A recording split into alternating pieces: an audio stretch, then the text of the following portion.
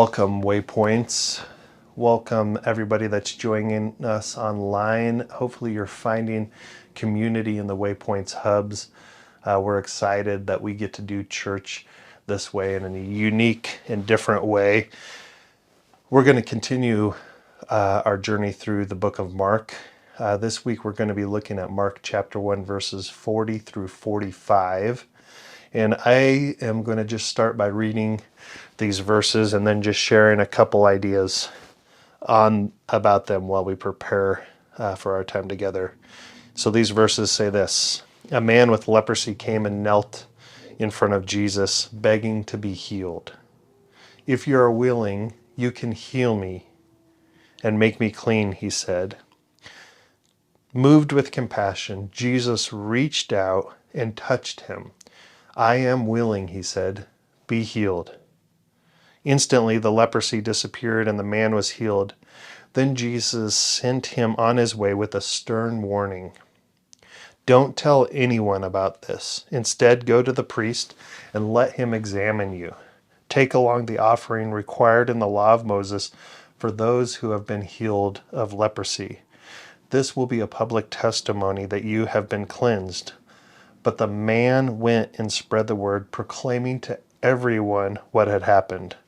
As a result, large crowds soon surrounded Jesus, and he couldn't publicly enter a town anywhere. He had to stay in secluded places, but people from everywhere kept coming to him.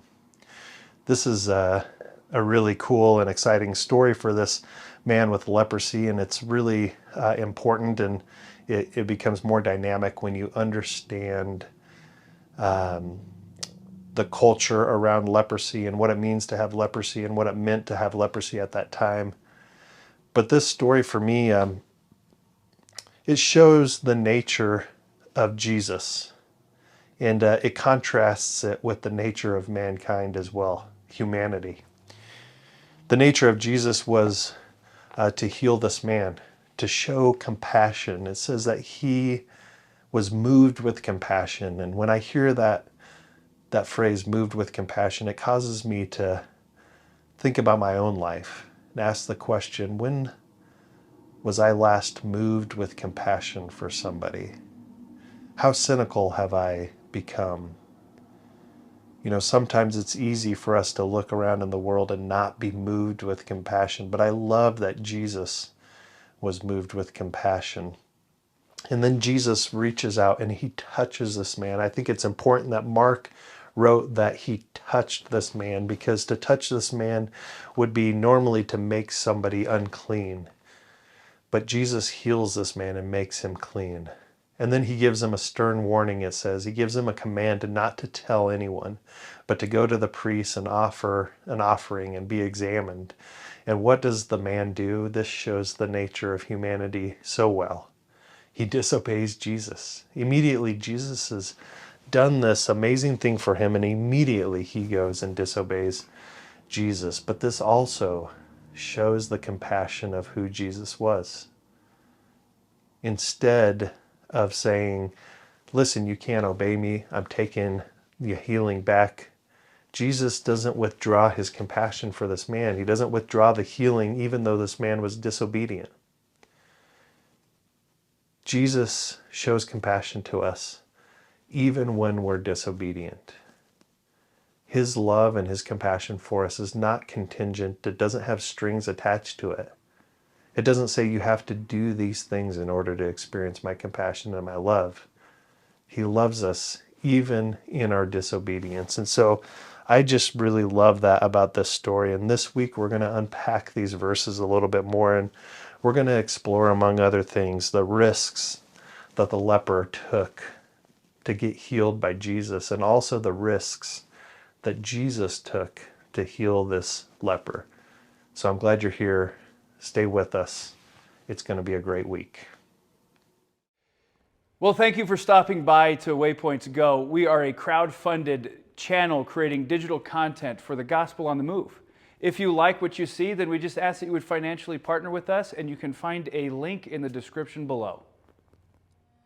In our verses for today, we see Jesus interacting with the man who has leprosy. And it's one of those verses where we really need to understand the context of what's happening. Remember that reality, right? So many times people read the scriptures and they draw these conclusions that are absolutely incorrect because they've taken them out of the historical context, the setting of where they were written. And so it may mean something different to us now than what it did originally. And part of our goal and good understanding of scripture is to understand what did it mean to the original audience, so therefore we can understand what it means for us today. So for us to really wrestle through what does Jesus do, we need to understand leprosy in the ancient world. Leprosy was called the living death.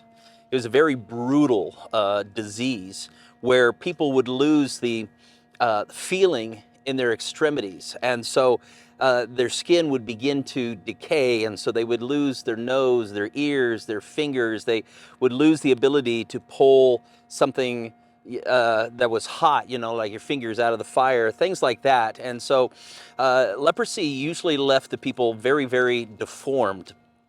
And leprosy was extremely feared in the ancient world for two basic reasons. The first reason is because there was no known cure. There was nothing you could do to cure it, and some of the forms were very highly contagious. And the second reason is because the Jewish people believed that if you got a disease such as leprosy, that you were in sin and God is cursing you, that God is angry with you. And so people feared leprosy. So the Old Testament had some very specific laws about how you interact with leprosy, what you're supposed to do if you had leprosy, all those sorts of things. And so let's talk about that just a little bit because we need to make sure that we understand it. So the law says, and I quote, "The person with such an infectious disease must wear torn clothes, let their hair be unkempt, cover their lower part of their face." So imagine kind of your stereotypical movie of a mummy, and you kind of get an image of what it is that they were supposed to dress like. Now, the law also said that you were not supposed to have contact with any person who was unclean. And if you had contact with a person who was unclean, you became unclean, not just, physically with the disease, but also spiritually, meaning you were separated from God. And so if you had leprosy and people were walking towards you or near you or by you, you were required by the law to yell, "Unclean, unclean," so that people knew that they needed to stay away from you. History records for us that people would take rocks and throw them at people who had leprosy to try to keep them away. So imagine being this person, having this idea that you are constantly being separated from the rest of community. So let's say that one day you wake up and you have this fear that perhaps you have leprosy. The Old Testament law would say that you would need to get a priest, and the priest would come over and he would determine whether or not you had leprosy. And if he did, you were kicked out. You were no longer allowed to stay at home. You were no longer allowed to go to church. You're no longer allowed to be a part of your village. In fact, you had to isolate yourself from anyone else, and you had to be by yourself or join a community of other lepers. You were not allowed, you were isolated. Just think of the disconnection, the barrier that is now between you and everyone you know and everyone you love, between you and your God, because you can't go to church, between you and the rest of humanity, that barrier, and how difficult it must have been. Now, the Hebrew Bible only records 2 healings of leprosy throughout the entire Old Testament. One happens in the book of Numbers, and one happens in the book of Kings, 1st or 2nd Kings. And so for hundreds and hundreds and hundreds of years, no one has ever been cured of leprosy. You had leprosy until you died because there was no cure. You need to understand all of the humanity of that moment, right?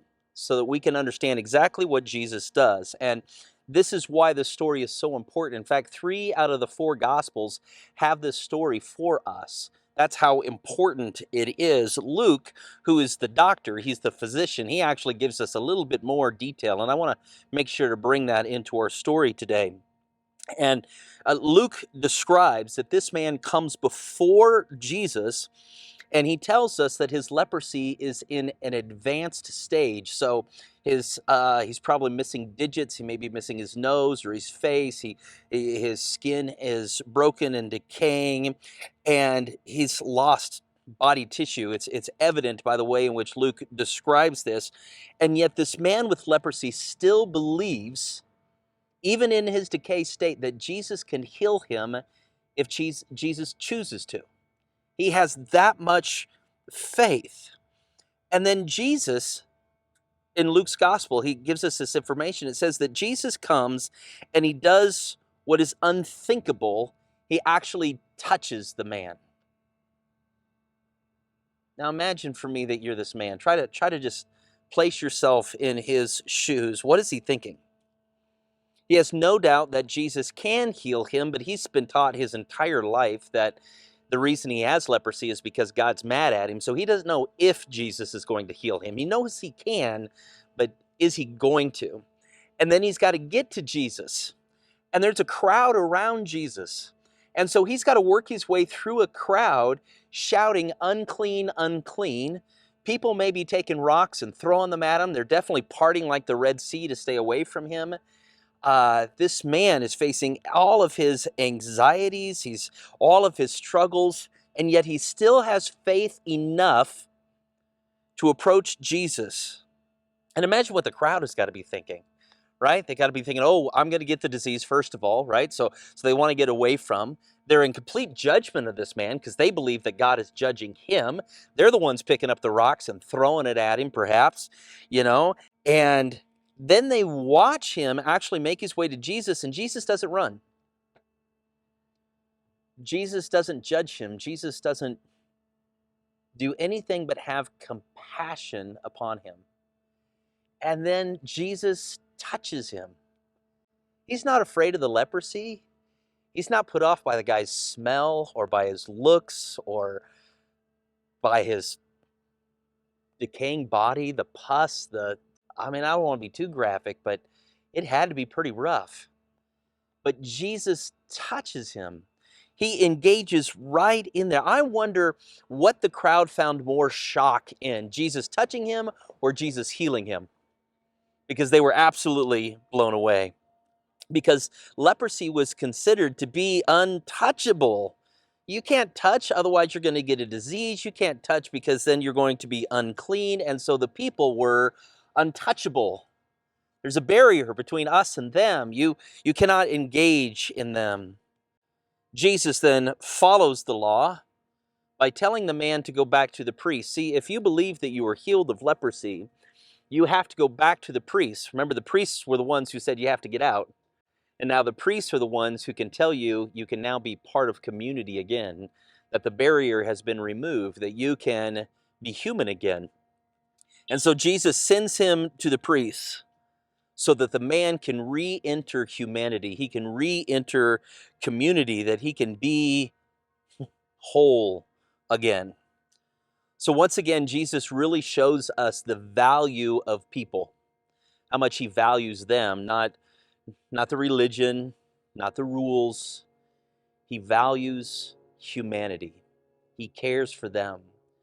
So he breaks all the social taboos. He breaks all the religious taboos in order to have compassion on those who are outside of community. Welcome to WaypointsGo. We are a crowd-funded channel creating digital content for the gospel on the move. If you like what you see, check out in the description a link to partner with us. It's always really nice to see somebody stand in the gap, in that middle area between people and other people that have been cut apart from each other. That spot there in the middle that is usually the loneliest place to be. But we always admire that individual that stands in that gap between two different people. See, there's just injustice that happens around us all the time. And to see somebody do the right thing for humanity, that kind of fills us with a little bit of hope. That kind of gives us a boost that, like, hey, things aren't so bad. We're not all so divided. We're not all on different sides of the fence. We actually have a middle ground that we could come together on. Things that are being done or maybe not being done that should be done, that individual stands in that gap to do those things. And when someone walks by and looks the other direction from somebody's suffering, that just creates more suffering. We all share in that suffering. See, Jesus stood in a gap for an individual, and this individual was suffering with leprosy, and he had no choice culturally but to separate himself. And culturally, the rest of the community also separated themselves. Now, it's arguable that he was bearing the weight of the suffering here, that he was the one that I think we would all agree had most of that weight of suffering. He had the pain or the lack of pain, and that's why he's losing fingers and digits. And but he had the discomfort. He had the emotional discomfort of being separated from his family, from his friends, from his community, from his worship. So arguably, he is the one that is suffering the most here. But after all, we would tend to believe that no one else is suffering except this man. But is that the case? Are there more people suffering here in this story that we just saw than just this man with leprosy? See, Jesus is moved with indignation. That's kind of an odd word that is used here in the scripture, like he's upset, and we would read it like he's upset at this man for being sick, right? It's not this man's fault that he's got leprosy. It happened. He had no control over it, but on first read, we see that he's upset. Jesus is indignant. But Jesus is actually indignant at something else. It's outside of this man's control, and Jesus understands that. Jesus saw that this man's condition affected the rest of the community. And that's why he's indignant. Yeah, the man has leprosy, and he didn't choose to have leprosy. It was no fault of his own, out of sight of his control, and it happened. Leprosy separated him, and he was no longer able to be with community. He no longer was able to share life, share smiles, watch his kids grow up, watch his grandkids be raised and born. He did not have that choice. He didn't have the choice to teach his kids the family skill that would later give them a financial base to raise their family. He didn't have that option. So again, I ask, was this the man, is he the only one who's suffering here? There's a whole group of people. Was he the only one carrying the weight of this leprosy? No. And that's why I believe Jesus came in and stood into the gap, that he saw the suffering for what it is over the entire community, and he decided to do something. Yeah, he's the one with leprosy, but he's not the only one suffering. There's heartache. There's emotional pain taking its toll. See, community has suffered along with this man as well. Not in the way we would expect them to. It might not look like suffering when somebody is walking to the other side of the sidewalk culturally because they thought he was unclean, that they assumed that there was a sin that he's in judgment of. That's a twisting of the suffering. That's a response that we don't really know what to do with our own suffering, so we turn it into something that it's really not, just so we could make sense of it. And Jesus wants to stop this. He was moved to his soul that this affliction that this man was carrying caused a large number of people to experience something that was never inside of God's plan. Community suffers when one suffers. See, Jesus steps into this uncomfortable situation and remedies this situation.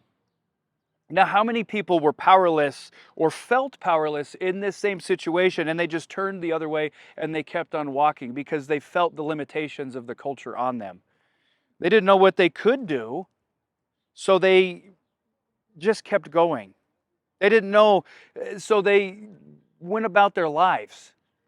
It was easier to ignore this and fill their life with something busy. Now, that's honestly the natural human response, to distract ourselves from something that makes us feel uncomfortable.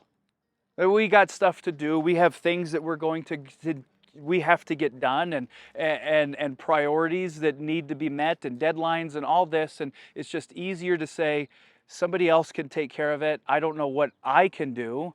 So I'm sure there's somebody else that can stand in this gap. But it's important for us to sit inside of this uncomfortableness. Because ultimately, this uncomfortableness is actually what brings us together. This man is uncomfortable, seeking Jesus out to be healed. He's already breaking some norms of his culture, and Jesus is sitting in the uncomfortableness and touching him. They're just powering through it. The alternative of being present in that discomfort actually is what separates us from humanity. When we are too uncomfortable to help somebody, we're allowing ourselves to be separated. What you and I do is important in this culture. It's important to make people aware that there is another way. And we as believers, we are called to stand in this gap. Humanity is fragile, and we need each other. We need to hold on to our humanity and not let the uncomfortable situation rob us of it. So don't lose your humanity. Stand in that gap. So, what do you think? Let's talk about it.